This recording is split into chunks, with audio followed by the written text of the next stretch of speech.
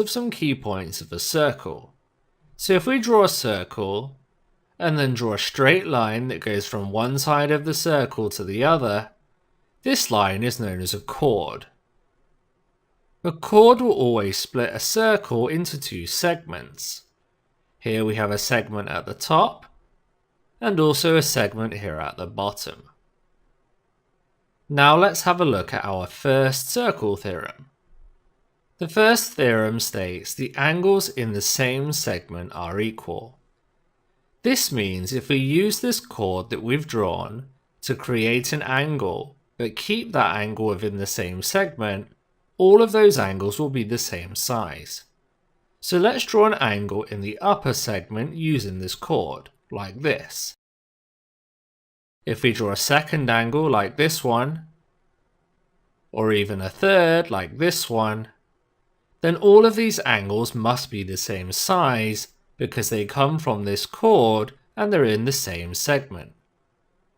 So if the purple one was 68 degrees, the green one would be as well, and so would the blue one. Sometimes this theorem is drawn without the red chord, so we can remove that and it may look something like this, and the property still holds. It's often drawn with only just two of the angles, so if we remove one of them like this, we end up with this picture where both of the purple angles here are the same size. You can also apply this theorem by drawing a chord here. If you do the same thing as we just did but upside down, you can show that these two angles are also the same.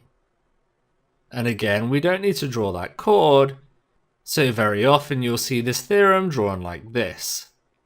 It's sometimes informally referred to as the bow tie theorem because this looks a little bit like the shape of a bow tie. In an exam though, you want to avoid that terminology and say that the angles in the same segment are equal. But if the bow tie helps you recognize when this is true, then that's fine also. For the next theorem, we're going to need to mark on the center of the circle. We're going to draw a chord that goes straight through the center. This is known as a diameter. If we now do the same thing as we did for the first theorem, so draw angles that are in the same segment, we know they're going to be equal. So if we draw one angle like this, a second like this, and even a third like this, we know all three of these angles must be the same size. But it turns out that if the chord that you draw happens to be the diameter of the circle going through the center, all of these angles will always be right angles. So the second theorem is that the angle in a semicircle is 90 degrees. We say this is the angles in a semicircle because that diameter splits the circle in half. For the next theorem, we're going to draw a chord once again, and draw an angle at the circumference also. But rather than drawing another angle at the circumference, we're now going to draw an angle at the center, but using the same chord. So something that looks like this. If the green angle at the circumference of the circle was 50 degrees, then the blue one would be twice this, 100 degrees. So for this theorem, we say the angle at the center is twice the angle at the circumference. You could also say it in reverse, the angle at the circumference is half of the angle at the center. Once again, this theorem still applies if we remove the chord, so sometimes you see it drawn like this. For the next theorem, we need to learn some more terminology. If you draw a quadrilateral where all four of the sides touch the circumference of the circle, this is known as a cyclic quadrilateral. Now it's only true if all four of the corners of the shape are on the circumference. For example, this shape here is not a cyclic quadrilateral because this corner here isn't on the circumference of the circle. So let's return to our original one. This is a cyclic quadrilateral. The theorem states that the opposite angles in a cyclic quadrilateral add to make 180 degrees. For example, if we look at these two angles here, they're opposite each other and they're in a cyclic quadrilateral. So if we knew that this one was 86 degrees, we'd know the other one must be 94 degrees, since 86 plus 94 makes 180. Similarly, these two angles must add up to 180 as well. If we knew this one at the top was 110, the bottom one must be 70, since 110 plus 70 is 180. For the next theorem, we're going to draw a tangent to the circle. A tangent is a straight line that touches the circle in one place.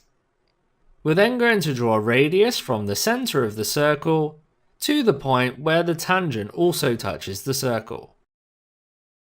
In this diagram, this angle here will always be a right angle. So we can say for this theorem, a tangent meets a radius at 90 degrees. Now if we stick with this same diagram, we can do some more theorems. If we create a point at the end of this tangent on the right hand side and call that P, and then if we draw a second tangent from P to the circle, it would look something like this. If you measured this distance here, from P to the point where the tangent touches the circle at the top, and the same distance at the bottom, these two lines would be the same length. We don't normally show this with arrows though, we usually draw a line across both of those lines to show they're the same length, like this. If you were going to write this theorem down, you could say that tangents from the same point are equal in length. We can also add a bit more information to this diagram. If you draw the angle at P, then draw a line from the centre of the circle to P, then this line will split that angle in half, or we could say it bisects the angle. So if the whole angle here was 30 degrees, then we'd have 15 degrees on the top and also 15 degrees on the bottom. Now we're going to move on to the final theorem. If we draw a tangent to the circle, and then draw a chord from the point where the tangent touches the circle, we form an angle here like this. Next we're going to use the chord to create an angle at the circumference, but not in the same segment, in the other segment, so something that looks like this. It turns out that the angle that the tangent makes with the chord is equal to this angle that the chord makes at the circumference. The same happens with the chord on the other side as well. So if you look at the chord on the right hand side, the angle it makes with the tangent is this green one here, but this chord will create an angle at the circumference in the other segment over here. So these two angles are also equal. We call this the alternate segment theorem, and you'll need to know this name. Here's a quick sketch of all of those theorems we've covered on one page. You may find this useful for your revision. Now we're going to have a look at how we can use these theorems to solve some problems. In this question we've been asked to find the angle ABD, but we've also been asked to give reasons for our answers. So every time we find an angle we need to explain what we did. This will often involve just writing down the theorem that we've used. So in this one we're looking for the angle ABD. We're first of all going to find the angle ACD. You should notice that this angle here ACD goes with the angle ACE to make a straight line. So these two angles must add to make 180. So we could say that 180 minus 105 equals 75. So we know that this red angle here is 75 degrees. And remember we need to give reasons for our answer, so we would state that the angles on a straight line add up to 180 degrees. Now we can use one of our circle theorems to find the angle ABD. This one looks like the bow tie theorem, the first one we did. So the red angle we just found is actually the same as the angle ABD. So this one is also 75 degrees. So we could say the angle ABD equals 75 degrees, and once again we need to give a reason because the question asked us for one, and we would give the first theorem, which was that angles in the same segment are equal. In this next question we've been asked to find angle BCF, but this time we don't need to give reasons because it hasn't asked for them. We do need to show working out still though. We're going to start by looking at the triangle ACD, which is this one here. We know this is an isosceles triangle because we can see that AD and DC are the same length. This means that the angle ACD down here is 35 degrees. It's a good idea to mark any angles that you find directly onto the diagram, but we're also going to write down that angle ACD equals 35 degrees. Now we're going to stay inside this triangle and work out the angle ADC, which is this one here. We know angles in a triangle add to make 180 degrees, so if we add up the two angles we have, 35 and 35, that gives you 70, and then if we subtract this from 180, we get 110. So we can add this to our diagram as well, and we're going to write down that angle ADC equals 110 degrees. Next we're going to look at the whole quadrilateral here. You might remember from before that one of the theorems was about cyclic quadrilaterals. We can be sure this is a cyclic quadrilateral because A, B, C and D are all on the circumference.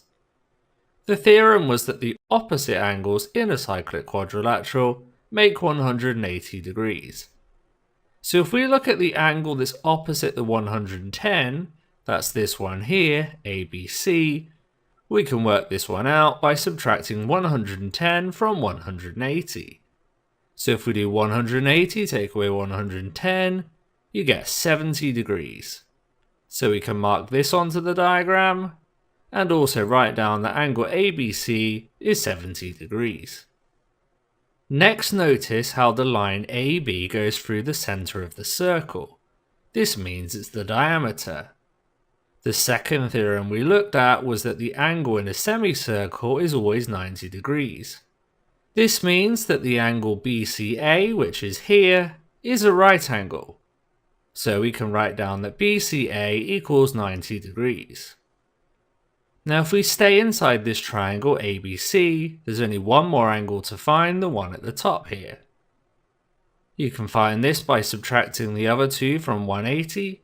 So if we do 90 plus 70, that's 160. And then 180 take away 160 is 20 degrees. So the angle at the top here is 20 degrees, and we can write down that angle CAB is 20 degrees. And there's only one more step to go to complete the question. We're looking for the angle BCF. We can use the alternate segment theorem to show that this is the same as the angle we just found. This 20 degrees here is the same as 20 degrees here. So the angle BCF equals 20 degrees. Now we didn't write down any of the worded reasons for this question because it didn't ask us to give reasons for our answers. However, you can see we have put down quite a substantial amount of working out, and we've also labelled every angle that we found onto the diagram. It's worth noting that this isn't the only way to solve this question. In many circle theorems questions there are different approaches. As long as you get the right answer and show your method clearly, you will get full marks.